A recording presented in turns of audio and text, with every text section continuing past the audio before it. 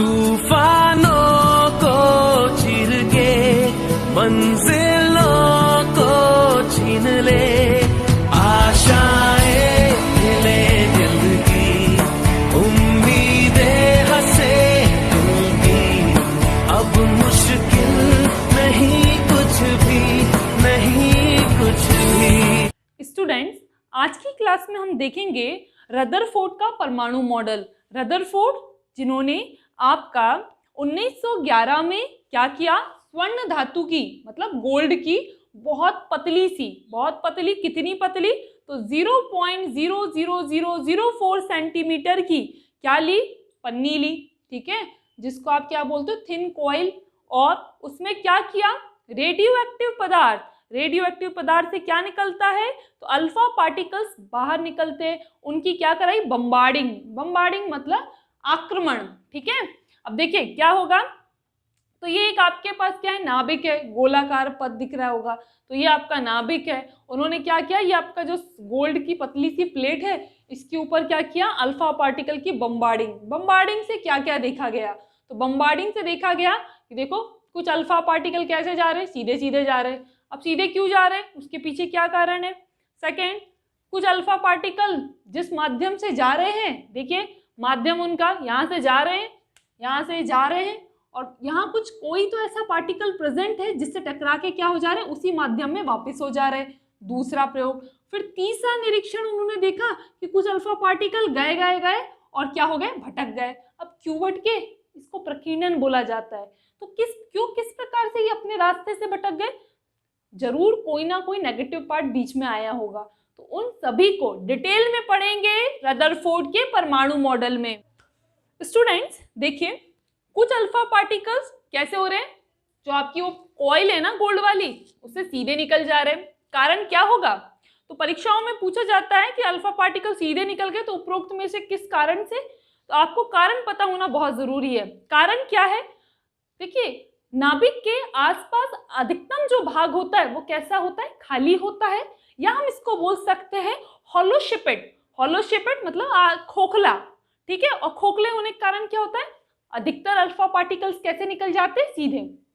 दूसरा बहुत महत्वपूर्ण होता है एग्जाम के पॉइंट ऑफ व्यू से, कुछ अल्फा पार्टिकल अपने पूर्व पथ से विक्षेपित का मतलब क्या, कुछ अल्फा पार्टिकल आ रहे थे और क्या हो गए, भटक गए। ऐसा क्यों, मतलब सीधे जा रहे थे अपने रास्ते से, इधर उधर क्यों हो गए। कारण आपको पता है नाभिक से, ठीक है। कारण देखिए, कारण आपका है 4 AMU द्रव्यमान व 2 इकाई धनावेश वाले कण का। अगर आपके पास 2 इकाई वाला धनावेश है, ध्यान दीजिएगा, 2 इकाई वाला धनावेश है, तो क्या होता है, विक्षेपित कर देता है पार्टिकल्स को। तो 2 इकाई वाला धनावेश की उपस्थिति, और साथ ही साथ आपको पता है इसके अलावा एक और कारण देखा जाता है कि आप नाभिक से क्या होता है, कक्षा में कौन, इलेक्ट्रॉन क्या करते हैं, घूमते हैं। अगर इलेक्ट्रॉन उनके संपर्क में आ गए, क्या पता चला, जो अल्फा पार्टिकल है वो धनात्मक और आपके इलेक्ट्रॉन के कांटेक्ट में आ गए तो धन और ऋण क्या कर देता है, विक्षेपित कर देता है, स्कैटर्ड कर देता है, इधर उधर भटका देता है। तो वो जो इधर उधर भटकते हैं ना, उन्हीं को हम क्या बोलते हैं, विक्षेपित कण। फिर थर्ड हमारा और मोस्ट इंपॉर्टेंट, जिसमें पूछा जाता है कौन से अल्फा पार्टिकल, लगभग देखिए कितने हजार है, 20,000 अल्फा पार्टिकल में से एक अल्फा पार्टिकल क्या होता है, अपने चलने वाले पूर्व जिस भी माध्यम से आया था, ठीक है, देखिए यहाँ से चलता हुआ आ रहा है, और जैसे ही वो किससे टकराया, नाभिक से। नाभिक के पास कौन होगा बेटा, प्रोटॉन से मिला। देखो अल्फा पार्टिकल का प्रकृति धनात्मक, नाभिक के पास भी प्रकृति कैसी है, धनात्मक मिलेंगे, 2 धन एक दूसरे के पास आए और फिर क्या कर देंगे, एक दूसरे को रिपेल, दूर फेंक देंगे। तो दूर जो फेंकते हैं ना, ठीक है, मतलब वापस अपने मार्ग में बोलते, जिधर से आए थे उधर ही लौट जाओ, ठीक है। क्यों बोलते हैं ऐसा इसलिए बोलते हैं क्योंकि नाभिक बहुत ज्यादा छोटा है ना, फिर ठोस और दृढ़ भाग से मिलकर बना होता है, और वापस लौटने के पीछे सबसे महत्वपूर्ण गुण होता है प्रतिकर्षण का। जब प्रोटॉन प्रोटॉन एक दूसरे के पास आते हैं, जितने पास आ सकते आएंगे और अधिक पास आए तो एक दूसरे को क्या कर देते, बहुत दूरी पे फेंक देते हैं। ठीक है, तो हमने देखा रदरफोर्ड का परमाणुवाद जो कि 3 मूलभूत गुणधर्म पर आधारित है। वो 3 थीसिस कौन कौन सी होगी? तो पहला अल्फा पार्टिकल, बहुत से अल्फा पार्टिकल क्या हो गए, सीधे निकल गए, कारण खोखला भाग है नाभिक के आसपास। दूसरा, अल्फा पार्टिकल आए और क्या हुआ भैया, वापस लौट गए अपने मार्ग में। क्यों लौट गए? क्योंकि धन मिला तो रिपेलिंग हो गई, मतलब प्रतिकर्षण। और तीसरा देखिए, कुछ अल्फा पार्टिकल आए और क्या हो गए, अपने मार्ग से विक्षेपित। क्यों?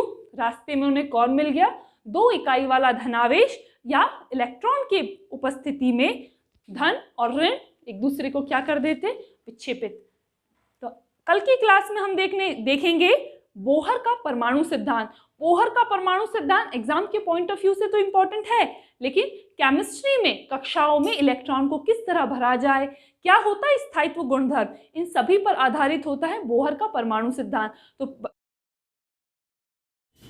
वेलकम बैक स्टूडेंट्स, मैं ज्योति साहू आप सभी का अपने प्यारे से चैनल आशा करियर एकेडमी में आपका स्वागत करती हूँ। आज का टॉपिक रहेगा बोहर का परमाणु मॉडल। जीएनटी, पीएनएसटी या एएनएम का जो एग्जाम अभी होने वाला है, उन सभी एग्जाम्स में हम देखते हैं कि बोहर के मॉडल से संबंधित प्रश्न बनते हैं। अब वो प्रश्न किस आधार पे होंगे? तो पहला प्रश्न ये बनता है कि बोहर का जो परमाणु मॉडल था उसमें निम्नतम ऊर्जा किस कक्षा की होती है? Option A K class, option B L class, option C N class, option D उपरोक्त में से सभी।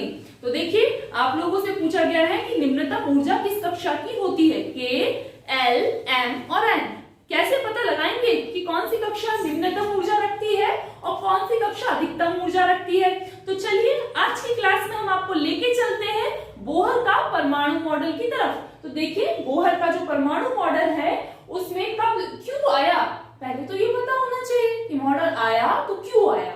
मॉडल आया क्योंकि 1913 में प्लांक का जो क्वांटम सिद्धांत था उसके आधार पर ये मॉडल का निर्माण किया गया। मॉडल क्या बोलता है? मॉडल बोलता है जो नाभिक होता है, नाभिक से जो दूरी होती है, नाभिक से जो दूरी कक्षाओं की होती है, यह ऊर्जा पर आधारित होती है।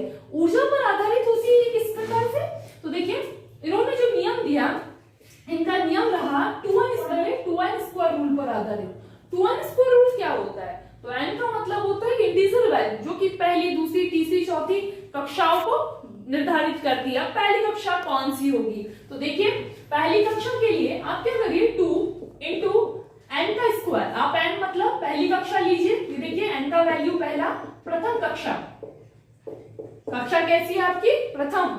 अब प्रथम कक्षा में आप क्या कितने इलेक्ट्रॉन भर सकते हैं? तो इन्होंने बोला, अच्छा इलेक्ट्रॉन स्थायित्व चाहता है। अगर इलेक्ट्रॉन स्थायित्व चाहता है तो आप क्या करिए, पहली कक्षा में अधिकतम कितने इलेक्ट्रॉन भरोगे जिससे कि वो कक्षा कैसी है, स्थायित्व को प्राप्त कर जाए। तो देखिए, स्थायित्व को प्राप्त कर जाए, 1 का स्क्वायर होता है 1 multiplied by 2 is equal to 2। मतलब पहली कक्षा में आप अधिकतम 2 इलेक्ट्रॉन भर सकते हैं। तो ये देखिए, हमने 2 इलेक्ट्रॉन भर दिया। फिर दूसरी कक्षा की तरफ चलते हैं। तो दूसरी कक्षा में 2 इंटू 2 का स्क्वायर, दूसरी कक्षा। तो देखिए n इज इक्वल टू 2, द्वितीय कक्षा। 2 का स्क्वायर होता है 4 multiplied by 2 is equal to 8। मतलब दूसरी कक्षा में कितने आएंगे, 8। ठीक है, तो देखिए 1 2 3 4 5 6 7 8। तो इसके बाद बात आती है तीसरी कक्षा, n इज इक्वल टू 3। तृतीय कक्षा कर दीजिए, 2 इंटू 3 का स्क्वायर, टोटल हो जाएंगे आपके 3 का स्क्वायर 9 मल्टीप्लाइड बाय 2 18। तो आप कितने इलेक्ट्रॉन्स आएंगे आपकी थर्ड क्लास में? तो तीसरी कक्षा में आपके आएंगे 18। 1 2 3 4 5 6 7 8 9 10 11 12 13 14 15 16 17 और ये 18।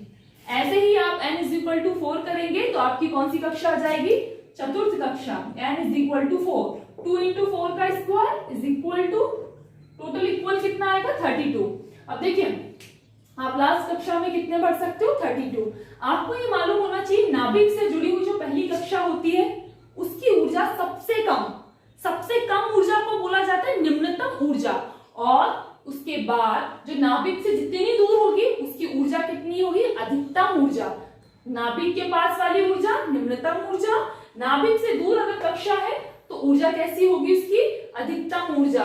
तो देखिए आपको बोहर के परमाणु मॉडल में किन किन बिंदुओं पर आधारित है इस पर डिटेल में बात करने जा रहे हैं। तो पहला बिंदु देखिए, पहला बिंदु था आपने देखिए आपको दिख रहा है नाभिक, नाभिक के चारों ओर क्या होती है, गोलाकार पथ होता है।